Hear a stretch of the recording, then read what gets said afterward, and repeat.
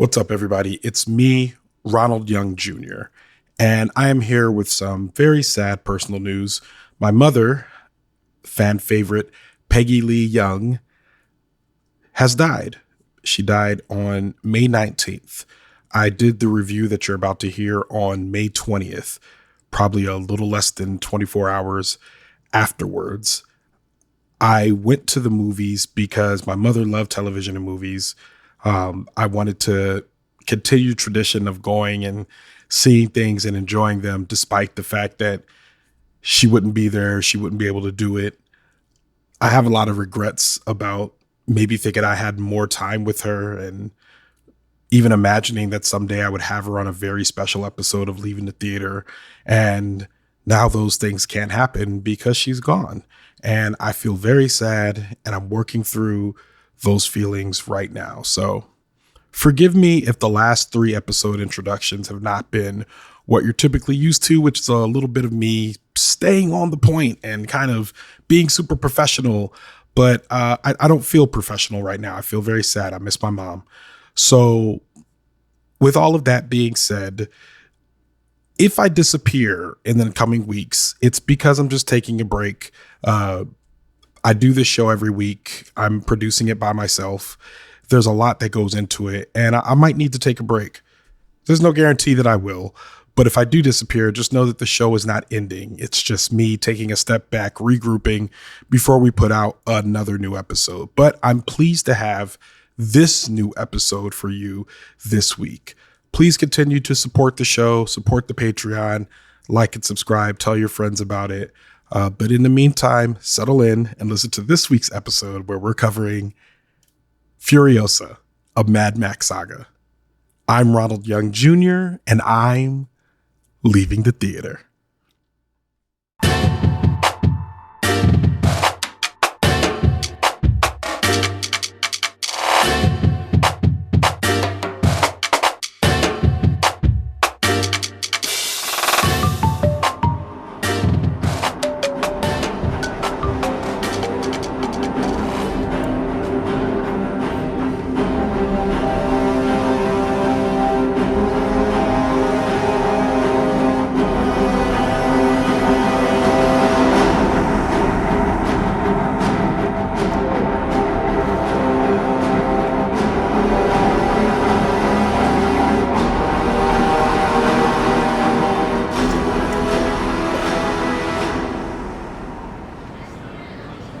All right, this is Ronald, and I am leaving the theater after seeing Furiosa, a Mad Max Saga. Furiosa, a Mad Max Saga, written by George Miller and Nico Lathouris. Directed by George Miller, starring Anya Taylor-Joy, Chris Hemsworth, Tom Burke, Lachy Hulme, Nathan Jones, and Jacob Tomuri. I am not here alone. I am here with Jonquilyn Hill. That's right. It's the return of the Hill. Yeah, not my fake cousin, who is sometimes also on the show. Not your fake cousin, Nicole, who sometimes just goes by Nicole, so they don't even know that y'all are related. Oh, no, I gave away our secrets. No, to be clear, they're not related. No, we are not related at all. I made that up. That's fan fiction. That's the joke. Actually, and it is Leaving the Theater fan fiction. It's actually canon and Leaving the Theater. Yeah. Not us building lore. What are we, Mad Max? All right. So Furiosa, a Mad Max Saga is a continuation of the reboots or the continuation of Mad Max, which were all been created by George Miller. They used to star Mel Gibson. There was Thunderdome and all this other blah, blah, blah. It is the inspiration for the California Loves. Wow. Okay, so the thing that you have to realize is that I've never seen a Mad Max movie. I lied to Ronald and said I was going to watch all of them before we went to go see this, and I did not watch a single one. I am a liar. And I feel like I got so many pop culture references. Like, I thought of both the California Love video and also a very specific episode of the Rugrats that spoofs Mad Max, which, that's adult. Okay. Also Rick and Morty. There's been very many people who have spoofed Mad Max over the years. And in this iteration of it, we're following Furiosa, who was a very popular character from Fury Road, Mad Max Fury Road, played by Charlize Theron at the time. This time played by Anya Taylor-Joy. It's a prequel that kind of gives us how Furiosa came to be, if you will. Now, it's 2.5 hours, and it's you know what? I'm already into my criticism. Jonquilyn Hill, you've not seen a Mad Max a day in your life. What did you think of this movie? Okay, I will say I had a good time. I was like, wow, there's a lot going on here. I will say, and maybe this is just existing as a woman in the world, but I was just like, ooh, being a girl in this environment does not seem good. And I was waiting for a very specific type of bad thing to happen, and it did not happen. So that gets a lot of points. Evidence of it happened. Yeah, I mean, it's very obvious that in this world, this is a thing that is taking place. But, like, we weren't confronted with it with our main character too much. And for that, I am grateful. And yeah, overall, I was like, ooh, there's a lot in this world to chew on. It was very cartoony. It was very, Chris Hemsworth very much chewed the scenery. Like, it felt like he was auditioning. It was very much, it reminded me of, Thor. It did, but it reminded me of like all the parts of Thor that I liked the least. Okay, because I'm like, what's that one he did with, Rita Ora's husband? Oh no, he did two of them with Rita Ora's husband. So he did Thor. Also, it's crazy that I'm referring to him as Rita Ora's husband, but no, I think that's fair. Like in a world where it would happen to women all the time, why can't it happen to Taika Waititi? Mm-hmm. Yes, and he did Thor: Love and Thunder, which was the one no one liked, and Thor: Ragnarok, which is one that everyone loved. Yeah, it was. There were Ragnarok reminiscent things. I liked sort of like the jumpiness. It was very cartoony at moments, the way the action was done. However, my number one thing, and this really brought it down, I don't know, Ronald, it might be your influence. I'm now a fan of a tight 90. It's because we saw Joyride and it was a tight 90 and it did everything we wanted and we left happy, and we know that it could happen, and this, come on. Yeah, it was long. And there are like very long films that don't feel long. Like I think of Oppenheimer, I think of the Dune films. I mean, Dune can start to feel long, but like not as long. They hit that note a little too long sometimes, and it's like, yeah, y'all can rap, like take 10 minutes off. Yeah, it's like we don't have to do this. Yeah. And so overall, I liked it. I'm like, maybe we could have shaved more from her younger years. Like, I don't know. I was just like, it's a titch too long. It's starting to feel long. I felt every minute of the 2.5 hours, and there's parts towards the very end where I'm like, oh, this dialogue. First of all, this movie has been tough to follow from the very beginning. I don't know why we're fighting, whom we're fighting. It's just roving gangs just fighting each other, which also doesn't really matter because they only exist to get Furiosa where she needs to go. Then it's a revenge thriller, but we've seen way better revenge thrillers, and this was just, I'm like, do you really need revenge like that much? I don't really care. Like, I mean, the fact that like she is going after someone who killed, and that's the thing. I am a person suffering the loss of his mother, and I literally feel nothing for this person suffering the loss of their mother. So I'm like, once again, I'm like, I should be able to empathize at and now's the time to empathize. Yeah, it's now, and I don't. I should be fresh off the empathy train watching this, and I'm just like, lady, can you just go back? Like, what? This seems like a lot for you to get vengeance on this guy who's like, I mean, he's kind of annoying, but like mostly innocuous. I don't know.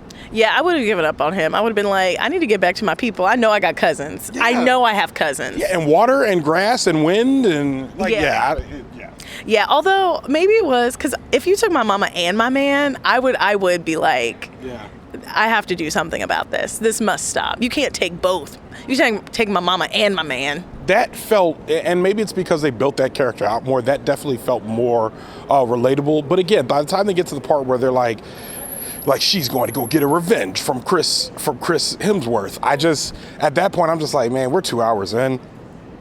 I need this to start ending soon, because I'm like, and you know what the other thing is, I will say I am tired.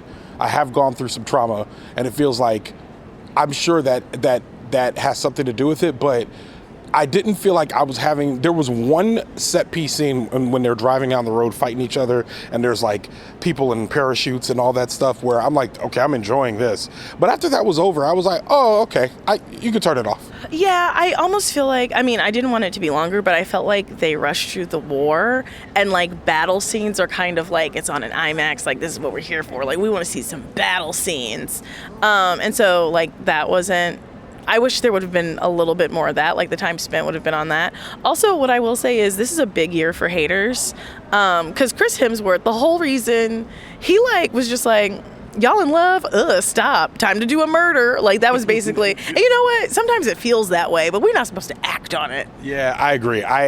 It was generally the motivation. His general motivation meant not much to me at all. So I don't know if it's just an underdeveloped character, or they're just like, we're gonna have Chris Hemsworth on to just ham it up a bit, and we'll just kind of see what happens with it. So I don't know. They could have done more there.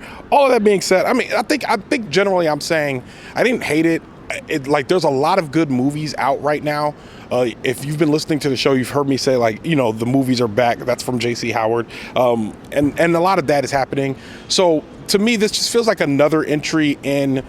Like you could see Challengers, you could see this, you could see the Ministry of Ungentlemanly Warfare. You can see so many movies. You can see Dune Part 2. Like you can see so many movies. So I'm just like, this is another entry, but there was nothing about it that stood out as special, I guess. Yeah, it's really interesting to me. Like I don't think I'm as plugged into what the summer blockbusters would be, but this felt a little early and for a summer blockbuster, and this could have been one. Like I'm thinking big IMAX, like July. Yeah, like it felt like it should have been more of a like July release. It's tricky because with the way the movie business works now, you got to get in early so you can get that long tail, so then you could like promote the streaming that you're going to drop it on next, which I think is all like a carefully planned calculus, as like, whereas July 4th weekend maybe isn't as big anymore. All of that being said, Jonquilyn Hill, you know we rate here out of 5 stars, 3 being the average rating, i.e. I would watch this again. 4 being above average, 2 being below average, 1 trash, 5 perfect. And you can know decimals per, Yeah. I always just like to remind people, because I found out several times that a couple people didn't know the rating system until a couple times after they rating J.C. Howard. So, Jonquilyn Hill, JQ, tell me what you would rate this movie. I'm going to give it a 2.85. I think that's fair. I wanted to give it a 3 so bad.